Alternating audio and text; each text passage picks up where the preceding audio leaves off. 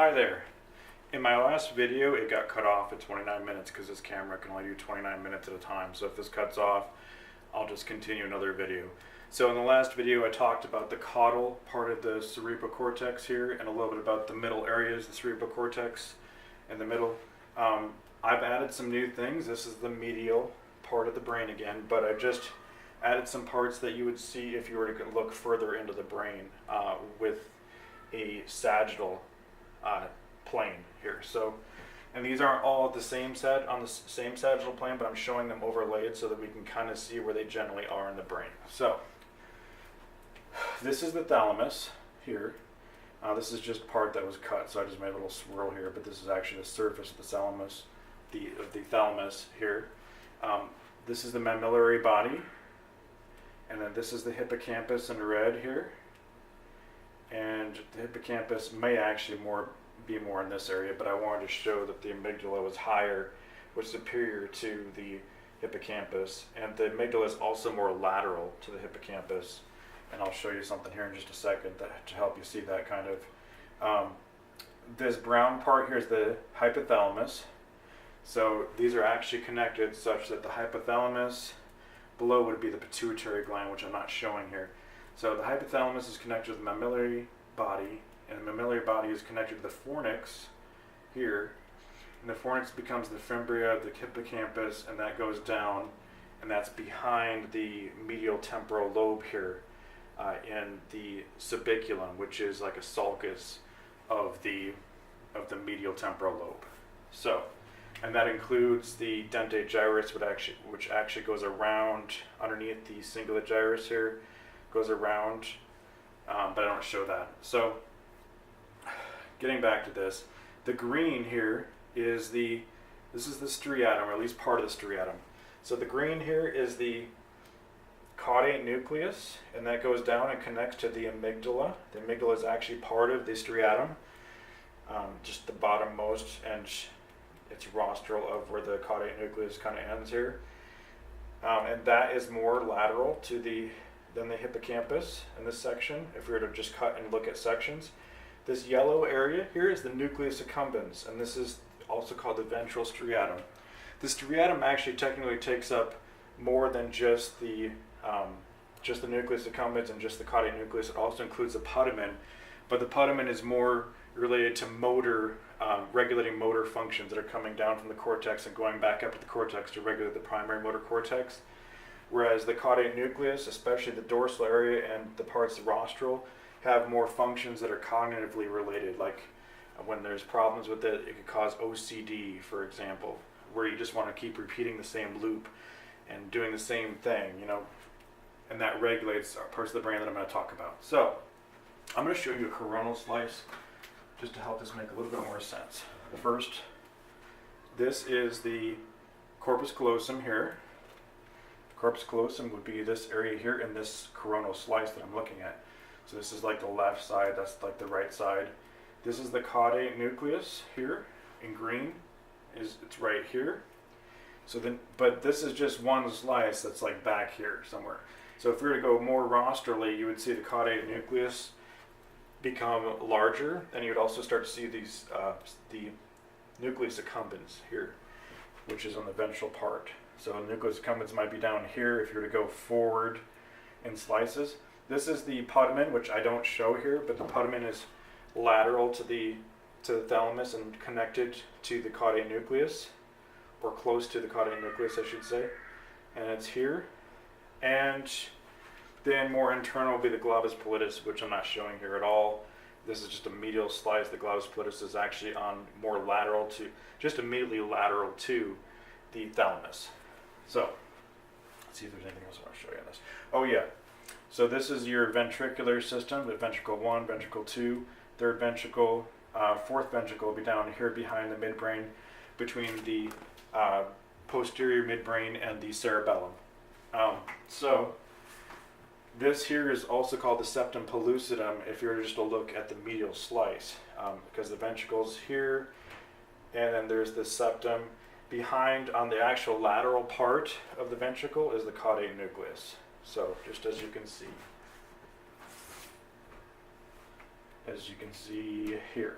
So this is where the caudate nucleus is on the lateral part, just lateral to the septum pellucidum and the ventricle. Okay, so I'm going to start talking about the parietal cortex where I left off earlier. So the parietal cortex is up here. This is the intraparietal sulcus. This is the superior parietal lobule and the inferior parietal lobule. Brodmann's area 40, Brodmann's area 39. And I was starting to talk about what causes left neglect syndrome. So when you have damage, we're looking at the left hemisphere of the brain here. But if we were to look at the other hemisphere, say you damage this part right here. You damage parts of the parietal, like the superior parietal lobe maybe, and like the angular gyrus here in the inferior parietal lobule, and you can't tell, you can't pay attention to things in your left side. So what's the reason for that? The reason might be because the left side is lateralized for language and it only represents just the contralateral part of space. So you still have some of your right attention in your left part of your brain, but on your right side of your brain, but on your left side of your brain, you don't have any of the ipsilateral part because that's being used for language. So when you damage the part that does have the left side of your attention, you don't have anything representing your left attention in your parietal lobe.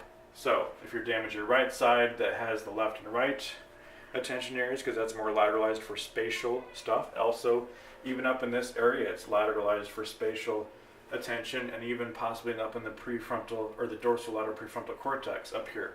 So I say that all to say that the brain is lateralized. There are interesting phenomena when you do damage, like the right side here. These patients can't tell, they just don't pay attention to things on their left. Even their short-term memory of things on their left side doesn't seem to get stored. Like you could show them something, for example, like an example I saw in a YouTube video about attention that you might be able to look up. There was like an apple here, and then so they asked them what they saw. They saw the apple, and it was kind of on their left side. But then when they put something on their right side, some new thing here, and then then they asked them about what they saw. They didn't seem to notice the apple anymore. And then even like when they were asked about this area over here, they didn't seem to like recollect things on the left side. So that does seem to implicate the parietal cortex and attention, but more like this side would be more attention to like language. Okay, so now I'm going to talk about the insula, the insular cortex, which is behind the sylvian fissure, or also called the lateral fissure. This part here is the temporal lobe. This would be the inferior surface of the operculum, and this would be the superior surface of the operculum here, which includes the frontal lobe and the parietal lobe. And I'm going to show you a coronal section so you can kind of see what the insular cortex looks like here. So this would be the insular cortex right here in this area. Your sense of hearing occurs in here. This is where you sense things, sound. Actually, more I should say on the inferior aspect of the inferior operculum here. The superior operculum in your parietal area, in this area here, that's your sensory information. And you have your this is your primary somatosensory cortex. Your secondary somatosensory cortex is actually underneath here. So this would be like your primary, and your secondary is actually in this area as well. And there's connections, I believe, from this over to your insula. So that's one connection that your insula has. Your insula is also connected to your inferior parietal lobe, inferior temporal lobe in this area here, and also to other areas in your brain like the amygdala and the orbital frontal cortex in this area here. Also to your anterior cingulate gyrus, this area. And also connected to your hippocampus as well. So the insular cortex has functions and has sensory functions. It's actually where you realize that you're feeling something. So, like, at least it's part of the brain that does that. So you can, when you feel hungry, thirsty, when you sense taste, temperature, pain, fatigue, itch, emotion, when you can feel your visceral senses, like in your bladder and your intestine, like all that kind of feeling that you have in your body, that can occur in this insula. Your insula actually senses that. If you're undergoing sensory deprivation and you're inside of like a floating tank, which some person talks about on YouTube, you have to look it up. That you're using the posterior part here of the insular cortex, possibly. So in the insular cortex, you have the long gyrus, and then you have some other gyri that are rostral to that, and so those have functions in things I just talked about. Also, tingles, like when you feel tingles, you're feeling like what some people call somatic markers, and it allows you to actually have a feeling that goes along with some kind of impression, like if you hear music, your favorite song, or some kind of music, or some kind of like, it could be religion, or it could be like school spirit, or whatever it is that creates solidarity with a group, for example. Those kinds of things can actually also cause you to feel tingles in this part of the brain. This part of the brain, actually I'd rather show it to you this way so it's less confusing. I didn't really want to draw another brain here and put a cutaway in here. So in this part of the brain, that's where you're experiencing some of those actual experiences, those feelings. Drug addiction and gambling, this is an important part of the brain that's relevant to that as well. So that is your insular cortex.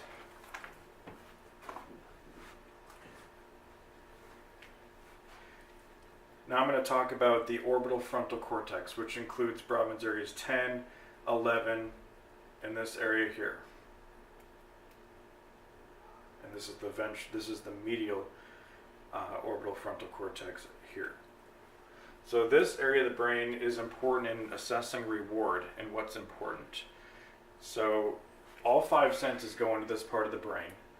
And this part of the brain, like I said, helps you recognize your reward. This is actually where you feel full, when you actually don't feel hungry anymore. You can still sense the taste, like in the insular cortex, in this area here, like deeper in. You can still sense that, and it tastes the same, but you just don't want it anymore, right? Well, that's because this part of the brain is deciding like whether you need it anymore and what you want next. So it's responsible for satiety. Also, mood and hunger are in this part of the brain behind the hypothalamus. The hypothalamus is medial to the subgenual area here, Brodmann area 25, also called the parolfactory cortex. This area is responsible for mood and hunger. There's some serotonin transporters in here, so serotonergic signaling is happening in this area.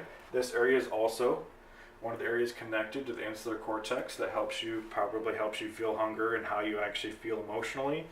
So there's that strong connection there. There's also connections with the cingulate cortex, by the way. I think I mentioned that, but just a side thought. So the orbital frontal cortex also has connections to the anterior cingulate cortex, the nucleus accumbens, the ventral tegmental area, which is down in your midbrain, the periaqueductal gray matter, which is where your endorphins are released, which is pretty much like reward in our brain. Dopaminergic signaling from the ventral tegmental area is actually more anticipatory, like expecting reward. That's actually more what dopamine does, but those projections go up into the orbital frontal cortex, even up into the dorsolateral prefrontal cortex as well.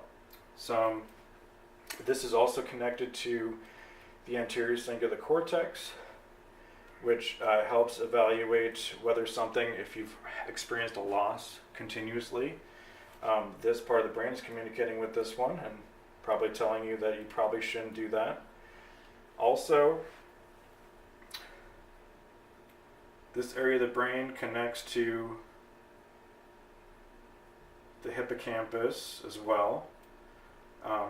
Let's see here, in the medial parts, you're actually connected to areas that would allow you to remember things, like remember experiences, and are responsible for connecting different parts of the brain that were activated when you had a certain experience. So the medial part, which I can't really show you unless I were to show you a transverse segment, which I guess I can try here. This is actually a transverse slice, but if we were to look at the bottom of the brain, this is your orbital frontal cortex in the bottom on the inferior aspect of it. Your eyeballs would be here. So in the medial portion, this area seems to be more concerned with the actual, and especially caudally, seems to be more concerned with the sensory, the sensory experience that comes along with a reward. In fact, I'm just going to read a quote from Peter H. Rudbeck, which you can look up on YouTube, and he talks about the orbital frontal cortex. And so there's a medial part, there's also a rostral lateral part, maybe here, and then there's also a lateral caudal part here that he talks about. So he says that the orbital frontal cortex might have a role in signaling specific predictions about the outcome that will follow a particular choice. Here, when we say a specific outcome, we mean a representation of the sensory qualities of the object or fluid, for instance, that might follow a particular choice. So this part of the brain is thinking ahead about what you're going to gain out of it, sensory-wise, which helps you predict how important it is. If there's adaptive value to wanting that thing. If it's a drug, it's probably not very good for you. Or maybe somatic markers like tingling, like I was talking about. Those things are more abstract, but if your orbital frontal cortex knows that you like that, that's something that you want, like listening to music. Maybe you want to go to the store to buy some batteries so you can listen to your music. So there's the actual motivation there, so you can have that experience. Okay, so moving past that, that was the medial part of the orbital frontal cortex. Actually, let's bring this back here real quick. So in the lateral rostral part, this part seems to be more concerned with connections to areas that that allow you to think about whether that's a good choice or not. So the rostral lateral orbital frontal cortex here has connections up to the dorsal lateral prefrontal cortex, which I'll talk about later, which is more of a thinking part of the brain, and considering also considering the outcomes of things and taking into account a lot of information with short-term memory. This rostral lateral orbital frontal cortex region here also connects to the dorsal medial nucleus of the thalamus here, which is part of that system when I was talking about the basal ganglia in my last video, that's regulated by the caudate nucleus and by the nucleus accumbens, that regulates whether this connection goes from here to up to there, for example. Like it actually can control that. And these other regions also connect to this and can also control how much your maybe the rational part of your brain would decide whether you want to do something or not. So there's forces at odds here. Also, this area connects to the inferior parietal lobe, which is an area of the brain important for understanding, even understanding intentions, understanding language, thinking, interacting with your environment cognitively. It's also important in that, which would make sense. Also, it connects to the long gyrus inside of the insular cortex, which is probably the place where your sensory information comes in and you can feel your sensory, like your visceral senses. So that's also an area that might help it decide whether it's worth doing something. So if you hurt, like your ankle or your Achilles tendon hurts or something, you may not want to run to go get something. So you might be thinking, okay, is it really worth trying to seek this reward or not? Things like that, you're probably having to make considerations about. So that was the rostral lateral orbital frontal cortex. Then we have the caudal orbital frontal cortex. This part here is connected to the amygdala, where you experience fear. It's connected to other areas, like I think it's connected to the insular cortex also, where you feel. Where else? I can't remember the other areas that it's connected to. I saw these areas in Wikipedia, and so I just thought I'd talk about them in context of their functions, just so you kind of get an idea of how the brain is connected, possibly, and about functions. So that's probably all I'm going to talk about with the orbital frontal cortex. Then the orbital frontal cortex is also connected to the dorsolateral prefrontal cortex in this area that encompasses Brodmann's area 46, Brodmann's area 8 in the frontal eye field, and Brodmann's area 9, which is rostral of that in this area here.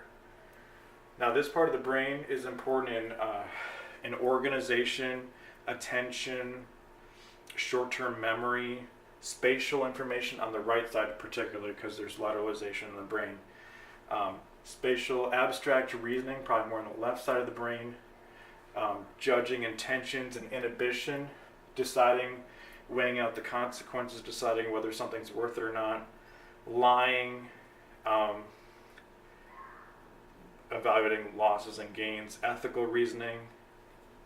Those kinds of things are happening up in this area. There's tests that actually that are also affected by damage to this region.